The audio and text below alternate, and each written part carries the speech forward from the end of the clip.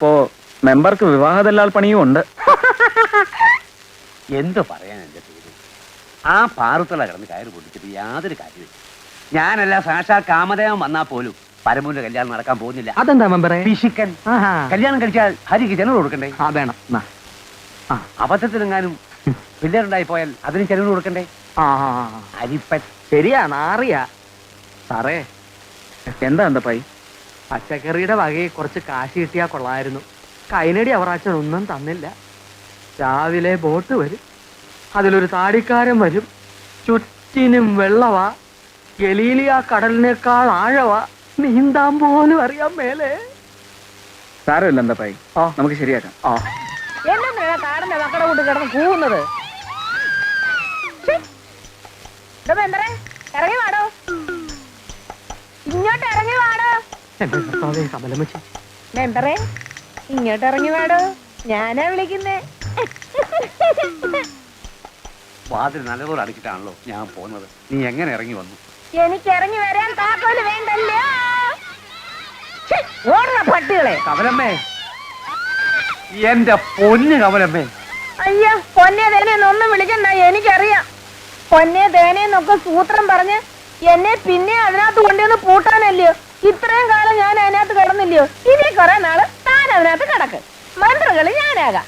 എന്റെ പൊന്ന് കമലമ്മേ, നീ എന്റെ മാനം കെടുത്തല്ലേ? അയ്യോ, മാനം? ഇങ്ങർക്ക് മാനം? എന്തൊരു മാനം? എന്റെ ഭാര്യ അല്ല, ഞാൻ മെമ്പർ ഭാർഗവൻ പിള്ള, ഇതെന്റെ ഭാര്യ.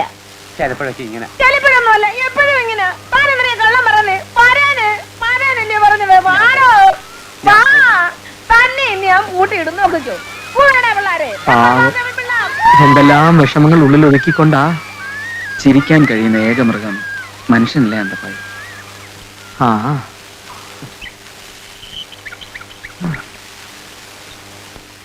എടി ആലീസേ,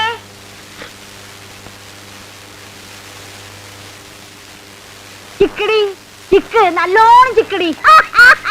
വിളിക്കാറല്ലേ നാട്ടുകാർ വരിക്കും നിനക്ക് ഭ്രാന്താണെന്ന്. എനിക്ക് ഭ്രാന്തോ? പിന്നെ എനിക്കോ? ആർക്കാ ഭ്രാന്ത് ഉണ്ടാവണേ ഞാൻ ഇപ്പൊ കാണിച്ചടി. എന്റെ കൊച്ചുമോന് പെണ്ണന്വേഷിക്കാൻ പോയപ്പോ നീ എന്താ ആക്ഷേപടി പറഞ്ഞിട്ടുണ്ടാക്കിയത്? എന്ത് പറഞ്ഞു? അത് നീ പറയും. പറയോ? പറയും. നീ പറയോ? ചെറുപ്പക്കാർക്ക് പെണ്ണാനിരിക്കുന്ന പോലെ 19 വയസ്സുള്ള കിളവിന് പെണ്ണോക്കിയും പോരാ, പറഞ്ഞു ഞങ്ങൾക്ക് പറ്റുമോ? അയ്യോ, എന്റെ കൊച്ചു പരമൂന് 50 വയസ്സാ. എന്നാ നീ കേട്ടോടെ, മാണവരോട് മുഴുവൻ നീ എന്താ പറഞ്ഞു നടന്നത്? നിനക്ക് മക്കളുണ്ടാവാത്തത് നിന്റെ കെട്ട് അന്തപ്പായിരം ഒറ്റാണെന്നും. പിന്നെ സത്യമല്ലേ ഇത്? സത്യോ? ഇപ്പഴല്ലടി എനിക്ക് അതിന്റെ കുട്ടൻസ് പിടി കിട്ടിയത്. നീയാണടി മറ്റു പശു. ഒരു ജോലിയില്ലേ? ഇന്ന് നിന്നെ കാണിച്ചരടി. ഈ കാണുന്ന കുറിപ്പിട്ടില്ലേ, നല്ലോണം നോക്കടി. എന്തോ നോക്കാതിരിക്കുന്നു? ഇത് നിന്റെ കെട്ടിയൊരു തനി രൂപല്ലേ നോക്കടി.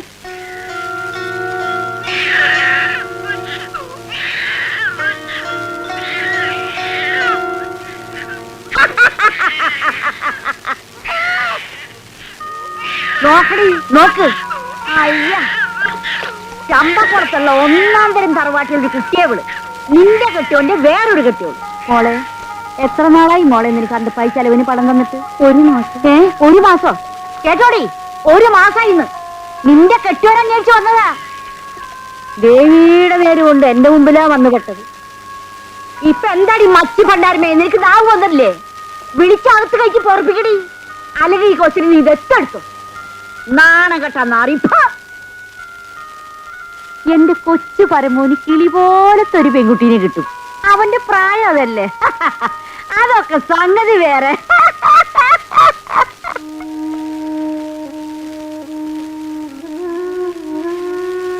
പാറത്തള്ള പറഞ്ഞതെല്ലാം സത്യമാണോ?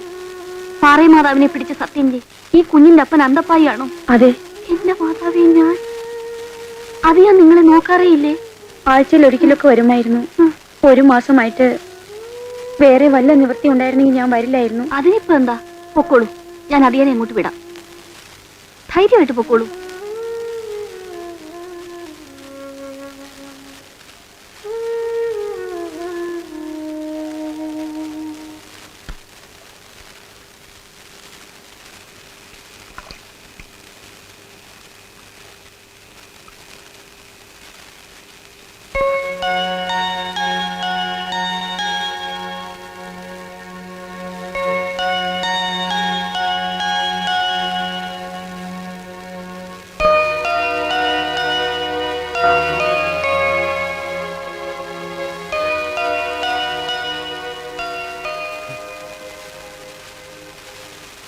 അവളും കൊച്ചുകൂടെ വന്നിരുന്നല്ലേ? കണ്ണി ചോരയുണ്ടോ നിങ്ങൾക്ക്? ചെലവിന് കൊടുക്കായിരുന്നു അവരെങ്ങനെ കഴിയും? ആ കൊച്ചിനെ കണ്ടിട്ട് എനിക്ക് സഹിച്ചില്ല. നിങ്ങളെ നുള്ളി വെച്ചുകൊണ്ടിരിക്കുന്നു. എന്നിട്ട് ഒരുമാതിരി ഇങ്ങനൊക്കെ ആലീസ്, നാളെ തന്നെ ചമ്പക്കുളത്ത് പോയി അവരുടെ കാര്യം അന്വേഷിച്ചിട്ട് മതി കച്ചവടമൊക്കെ. ആലീസ്, വന്നേ, നമുക്ക് ഊണ് കഴിക്കാം. വന്നേന്ന്, ഇന്ന് നമുക്ക് ഒരുമിച്ച് ഊണ് കഴിക്കാം. മതി.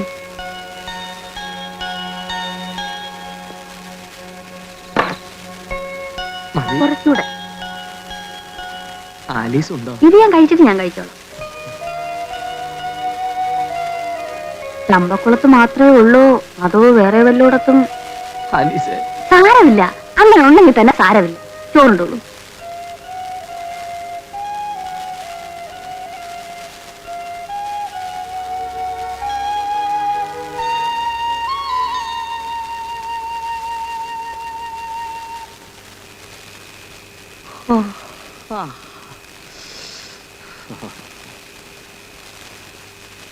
പുറത്തൊക്കെ വല്ലാത്ത തണുപ്പും കുളിരുമാ.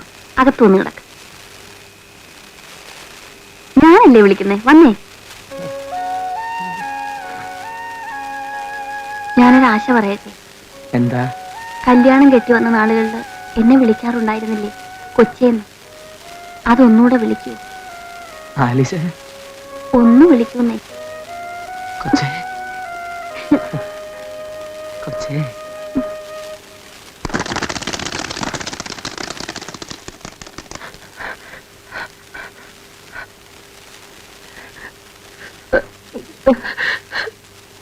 കൊച്ചേ,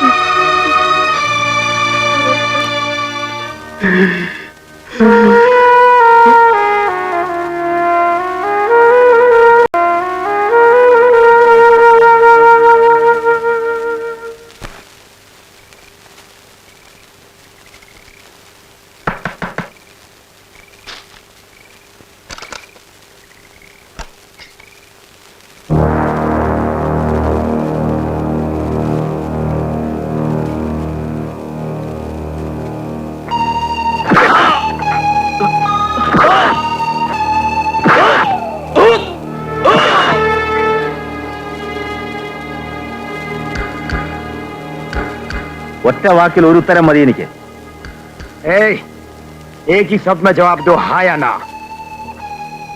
മനസ്സിലായില്ലേ? മലയാളത്തിൽ പറയാം. സമ്മതം അല്ലെങ്കിൽ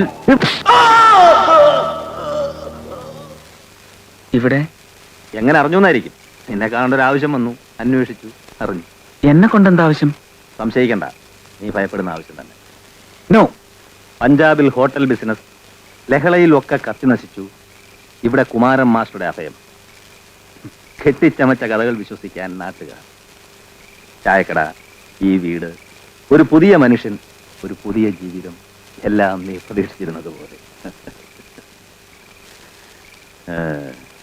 സേതു, നിന്റെ ഈ ചീട്ടുകൊട്ടാരം തകരാൻ ചന്ദ്രുവിന്റെ ഒരു വാക്കുമതി, നിന്റെ ഒരു പിഴവ് മതി. ചന്ദ്രു, ബോംബെ തെരുവിലെ ഒരു വാടക കൊലയാളിയായിരുന്നു നീ എന്റെ കീഴിൽ.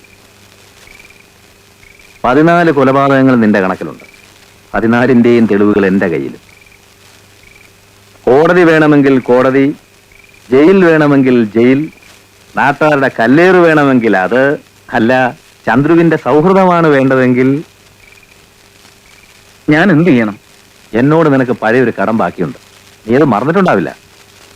അത് വീട്ടാൻ ഞാൻ അവസരം തരാം. നമുക്ക് പുറത്തു നിന്ന് സംസാരിക്കാം. കൊടൈക്കനാലിൽ ഫാദർ അറക്കലിന്റെ കോൺവെന്റ് സ്കൂളിൽ രാധ എന്നു പേരുള്ള ഒരു ടീച്ചറുണ്ട്. ഫാദറിന് അവൾ മകളെ പോലെയാണ്. അദ്ദേഹത്തിന്റെ അധീനതയിലുള്ള ക്വാർട്ടേഴ്സ് തന്നെയാണ് അവളുടെ താമസം. ഇതാ വിലാസം. അവൾ ജീവിച്ചിരുന്നൂടാ. ഒരു ദിവസം മുമ്പെങ്കിൽ ഒരു ദിവസം മുമ്പേ ജോലി തീർന്നിരിക്കണം. പക്ഷെ ഞാൻ പക്ഷേ എങ്കിൽ ഈ വാക്കുകളൊന്നും നമ്മുടെ നിഘണ്ടുവിലില്ല. ഇത്ര വേഗം നീ അത് മറന്നോ? നിന്നെ തന്നെ തിരഞ്ഞെടുത്തത് നീ നിന്റെ കൂടെ ഇല്ല എന്ന ഒറ്റ കാരണത്താലാണ്. ബോംബെയിൽ നിന്നാരും പാടില്ല എന്നാണ് നിർദ്ദേശം. ആരുടെ? ഏതോ നീ ഒരുപാട് മറന്നുപോയിരിക്കുന്നു. സോറി. നിന്നെ എനിക്ക് വിശ്വാസമാണ്. കടം വീട്ടുകയാണെന്ന് കരുതി പ്രതിഫലം ചന്ദ്രു കുറയ്ക്കില്ല. കൊടൈക്കനാലിൽ തണുപ്പാണ്. തണുത്ത ചോരയാണ് നമ്മുടെ ഞരമ്പുകളിൽ. നമ്മുടെ ഹൃദയങ്ങളും തണുത്ത് മരവിച്ചതാണ്. ജോലി പൂർത്തിയായി കഴിയുമ്പോൾ എന്നെ അന്വേഷിക്കണമെന്നില്ല. ഞാൻ അവിടെ എത്തിയിരിക്കും. പഞ്ചാബിലെ നഷ്ടപ്പെട്ടു പോയ സ്വത്തുക്കൾക്ക് സർക്കാർ നിനക്ക് കോമ്പൻസേഷൻ തരും. അത് വാങ്ങാനുള്ള യാത്രയ്ക്ക് ഒരവധി ഈ നാട്ടുകാർ തരും. Good night.